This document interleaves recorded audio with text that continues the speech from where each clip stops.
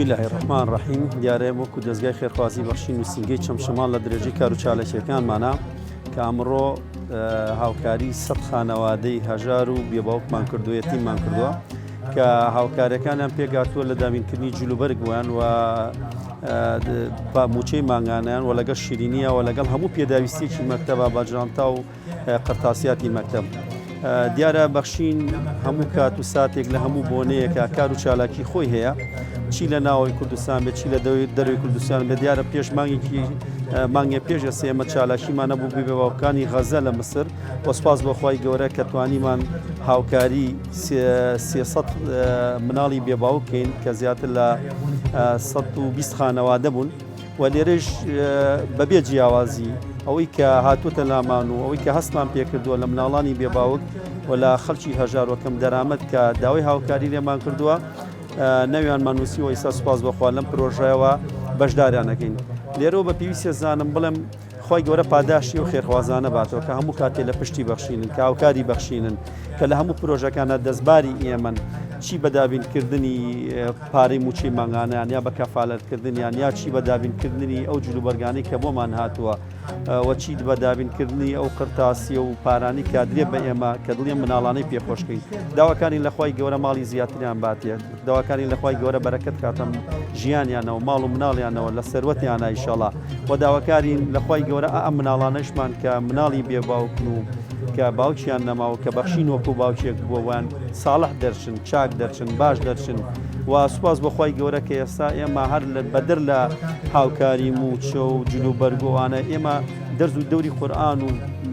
حەدیثمان بۆیان دانەوە سوپاس بەخوا ئێستا خەریکی حفزی جزئی عەمەل لە لای ئێمەوە دیاریمان بۆیان دابین کردەوە دڵخۆشین بەو کارانی کە سوپاس بەخوا کە لەم بارەگایە لەم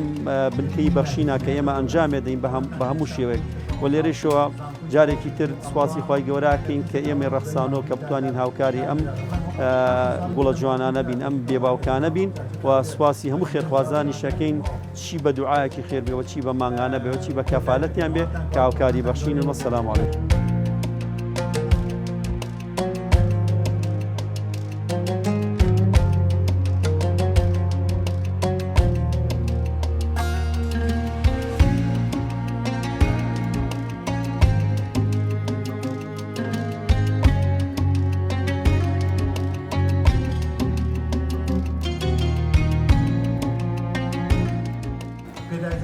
سپاس خێرخوازانێکم کە هەموو مانگە جلوبەرگمان بۆکەن بۆ جەژن ڕەمەزان بۆ مەکتەب زۆر سوپاسیانەکەم سوپاسەوانەکەم کە چون ئەم مناڵەتیانەیان جلیان بەرگیاندا پێ موچەیاندا پێیان من زۆر سوپاسیانەکەم من تا دڵم خۆشە لەبەری کاکنەجات جلوبەرگمان بۆکە بۆ مەکتەب و بۆ تر بە هەموو شتێ جلمان بۆکە دەستخۆشیتان لێکەین لە دەستگای بەخشین ئەڵا بەرەکەتدا کە هاوکاریمانەکەن بە هەموو جۆرێک و خی گەورە سەربەرزیان کات دەستخۆشیتان لێکەین کە هیلاگە بنکمانەوە لە هەموو بۆنەیەکە و سوپاسیانەکەین و خی گەورە پایەداریان کا و خی گەورە هەر ئەوە باش هین بن بۆ هەموو مسڵمانێک و دەستگیرۆیمانەکەن و ئەڵا بەرەکەتدا خوایە و ئەوە دڵخۆشمانی کردووە ئیتر دەستخۆشی یان لێگەنەوە زۆر دەستخۆشییان لێگەنەوە یارمەتیمانیاندا بۆ هەموو زۆر لە کاتی مەکتەبە و لە کاتی زەژنە و لە کاتی ڕەمەزانە و یارمەتیمانیانداوە ئەڵا بەرەکەدا مەمنونیانین و زۆر سوپاسی دەستگای خێرخواسی بەخشین دەکەین کە بۆ هاوکاریان جوانانە زۆر سوپاسی ئەو مامەیەکن کە یارمەتیمانەدا وەک باوکێک وەک مامەیەک زۆر سوپاس کاکنەجات دەکەین کە لە بەیانیەکەوە تا ئێوارە خۆی هیلاکەکە بۆ ئێمە بۆم هاوکاریان جوانانە دەفتەر و قەڵەم و جانتا و جلوبەرگی قوتابخانە زۆر سوپاسیان دەکەین بۆم هاوکاری جوانانە.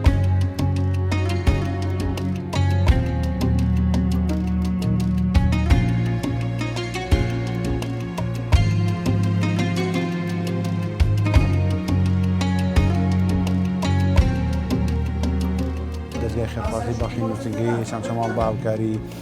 خێرخوازان لە سنوورەکە و لە دەرەوەی هەرێمی کوردستان هەڵسا بە هاوکاریکردنی سەد خێزان لە ناو شاری چەمچەماڵ کە خۆی بینێتەوە لە دابینکردنی پێداویستەکانی خوێندن دیارە ئەمە کوونەرەتێکی ساڵانە دەرگای خێرخوازی بەخشین چ لە سنوورەکە و چ لە چەمچەماڵ چ لە ناوتەجاوزەکانی هەرێمی کوردستان خۆی بە بەرپرسیارێکی گەورە ئەزانێت دەربارەی ئەم خێزانە بەڕێزانی کە مانگانە و لە بۆ نەجۆر بۆ جۆرەکان ناموچە وەرەگرنیان پێداویستەکانی ژیانیان بۆ دابین نەکرێ ئەم ڕۆژ لا وێزگەیەکی تری کار و خزمەتەکانە دەرگای خێرخوازی بەخشین هەڵسا بە هاوکاریکردنی سەد خێزان لە سنوورەکەمان ئەزانین لای هەمان ڕوون و ئاشکرایە هەمیشە و بەردەوام خێرخوازان کۆڵەکەیەکی سەرەکی کارە خێرخوازەکانی ئێمن ئەگەر ئەوان نەبن چ لە ناوەوەی هەرێمی کوردستان و چ لە دەروی کوردستان بەڕاستی کارە خێرخوازەکانی ئێمە ناتوانێت بەردەوام بێ بەداخە وڵاتەکەمان بە ئێسایە لە سایەی سەری ئەم دوو حیزبەوە بە قەیرانە کاتێ تێپەڕەبێکە لە دەستێکی نائەمینایە لە دەستێکایە کە ئێمە ئەزانی وڵاتەکەمان داهاتی ناوخۆی هەیە سەرخان و ژێرخانەکەی هەمووی بریتە لە داهات بەڵام لە بری دەستێکی ئەمینانیە ئەبینی خەڵک پێداویستی بەم جۆرە ڕێکخراوانە هەیە دەستگای خێرخوازی بەخشین هیچ کاتێ جیاکاری ناکات لە نێوان خێزانەکانە هیچ کاتە جیاوازی ناکات لە نێوان خەڵکی شارەکانە لە نێوان هیچ ڕنگ و مەسەب و هیچ نەتەوەیەکە بۆیە ئەوەندێکەوە پێ بکرێت لە خزمەت چین و توێژە جۆربەجۆرەکانی کۆمەلگایە بێت.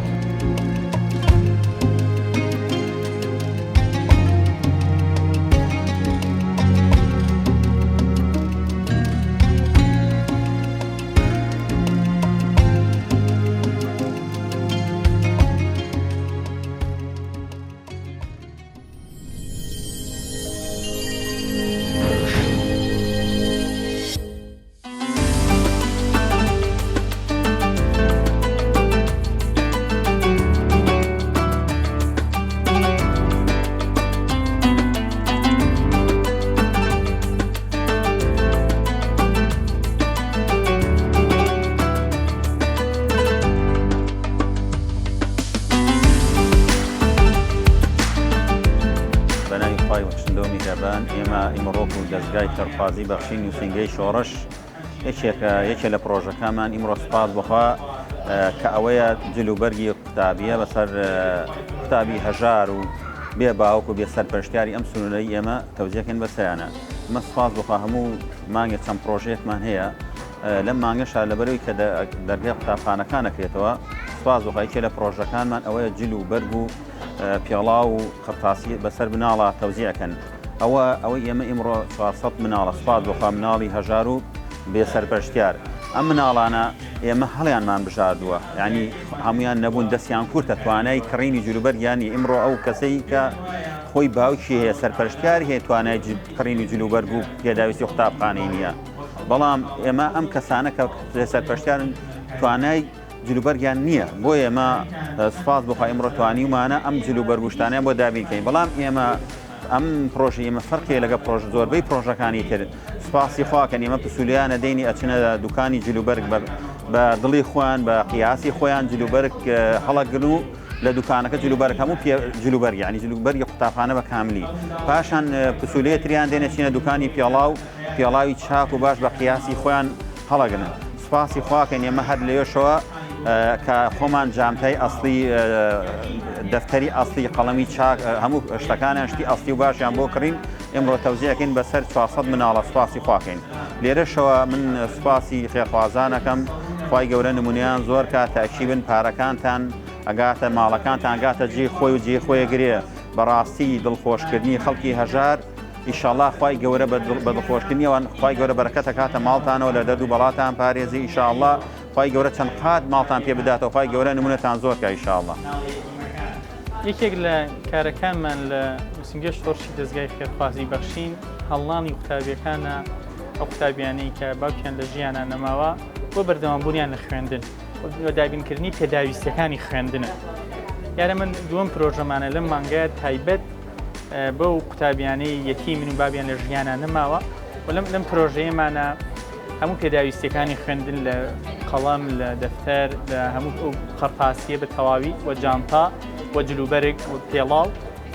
بە شێوازێکی ڕێکوتێک بە بەرگی خۆیان بە حەجمی خۆیان هەڵیان گرتووە ئەمڕۆکەش ئەگەینە دەستیان سپاس بۆ خی پەروەردگار خوا تۆفیقی داین بینە ئەسبابێ بۆ ئەوەی کە ئەم قوتابیانە بەردەوام لە خوێندنەکەیان و بینە هۆکاری تەشجیع و هەڵمانیان لە خوێندنیان ئەوەندێشی خوا پشتیوان بی خوا تۆفیقماندا هەوڵ دەین خزمەتکارێکی باشی ئەم مناڵە یەتیمانە کە خی گەورە قەدەری وا بۆ لە ژیانە بەبێ با بژێن و بەبێ بابیش بەردەوامی بە خوێندنەکەیان بدەن. زۆر سپاس و دەستخۆشی دەستگای خێرخوازی بەخشینەکەین ئەنی بەڕاستی چاویان لێمانە ئەنی بەبێ هیچ بەرامبەرێک ئەوان چەند ساڵە یارمەتی مناڵەکانمانە دەنەوە بخوای گەورە لیان ڕازی بێ ئێمە زۆر لیان ڕازین ینی لە هەموو ڕوویەکەوە لە پارە لە زلوبەرگ لە پێداویستی قوتابخانە ینی زۆر لە هەموو یان کەسێ بۆ ئێمە باشترن زۆر سپاسیانەکەن ئینشاءالله بێ توێشی قیامەتیان بەڕاستی چاویان لێمانە ینی دائما دوعای خێریان بۆکەین دائما ئاگایان لە مناڵەکانمانە مانگانە تەلەفۆنمان بۆکەن بەبێەوە ئیهمالمان بکەن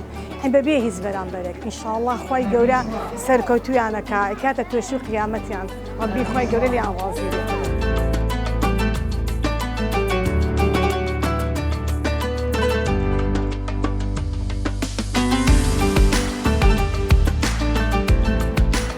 سپاس بۆخوا ئێمە وەکو نووسنگەی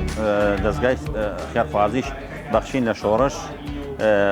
ئێمە پرۆژەمان زۆرە هەموو مانگێ سپاس بخوا چەند پرۆژەیەکمان هەیە ئێمە ئەم ناوانی کە هەڵیانە بژێرین کامی سەقیلە ناوەکانمان لایە لە کۆمپیوتەرە غەزنە کە ئەم کەسانی کە هەژار ئێمە هەژارەکانان هەڵەبژێرین ئەوە کامی کە زۆر هەژارە توانای کرێنی جلوبەرگی نییە توانای قرتاسی نیە توانای ئەوەی نییە پێداویستی قوتابخانە دابین کە ئێمە ئەوانیان هەڵەبڕین جلوبەرگشتیان بۆ کڕین توانیان نییە سپاس بۆخوا ئەمانەی کە ئێمە یارمەتیانە دین زۆربیان موچەی ماگانەشیانی سوپاسی خواکەین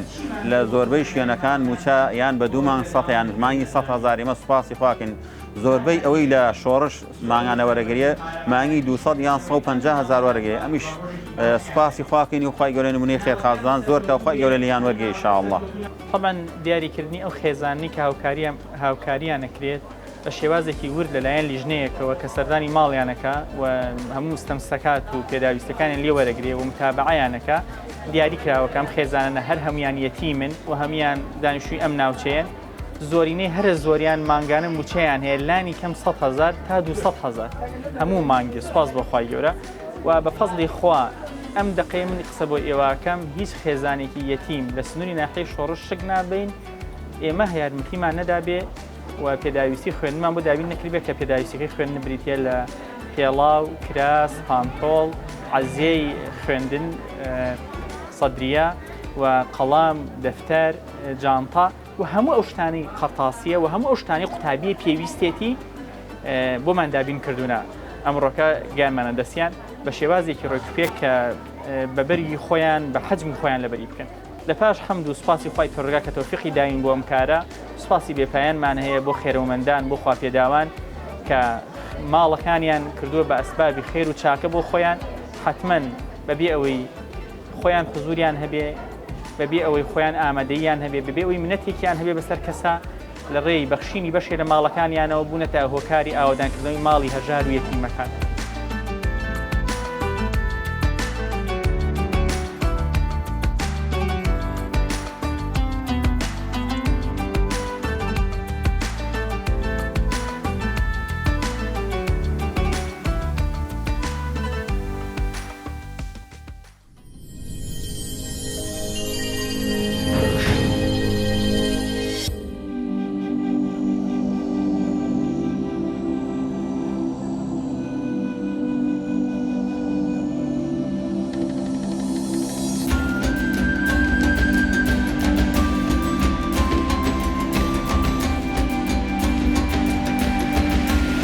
بسم الله الرحمن الرحيم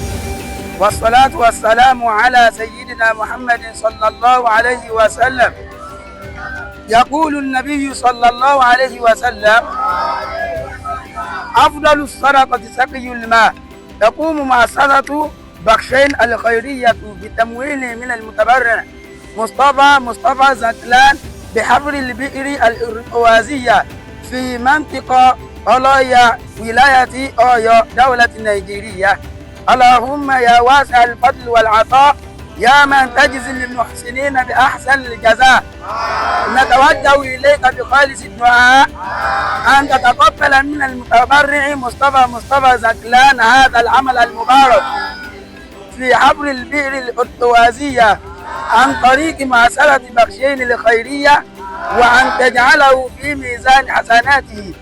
يوم لا ينفع مال ولا بنون إلا من أتى الله بقلب سليم. اللهم اجعل هذا البئر صدقة جارية له ما دامت الأرض تشرب منه والناس ينتفعون بمائه، واجعل له بكل قطرة ماء حسنة وبكل نفس يرتوي من مائه مغفرة ورحمة ورفعة في الدرجات. اللهم اغفر لعبدك مصطفى زكلان وبارك له في عمره وعمله ورزقه وامده بالصحة والعافية وأصلح ذريته ووفقه لما تحب وترضاه، وإن كان قد فعل ذلك عن والديه أو أحبته واجعل الأجر مضاعفا له ولهم،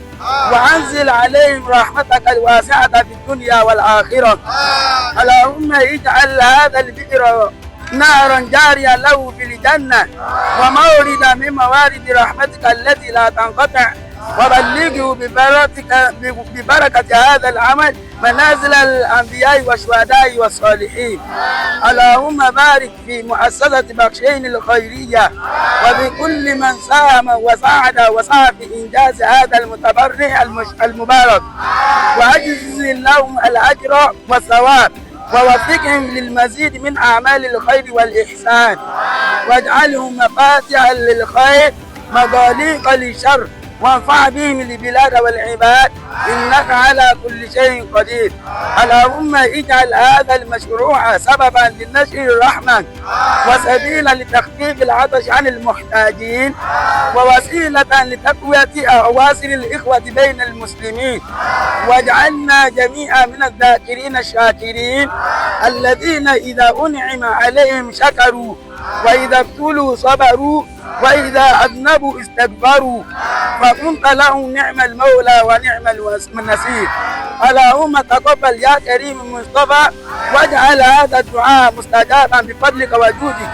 يا أرحم الراحمين. وصلى الله وسلم وبارك على سيدنا محمد وعلى آله وصحبه أجمعين. هيا نفتح البئر ببسم الله وبركة الله.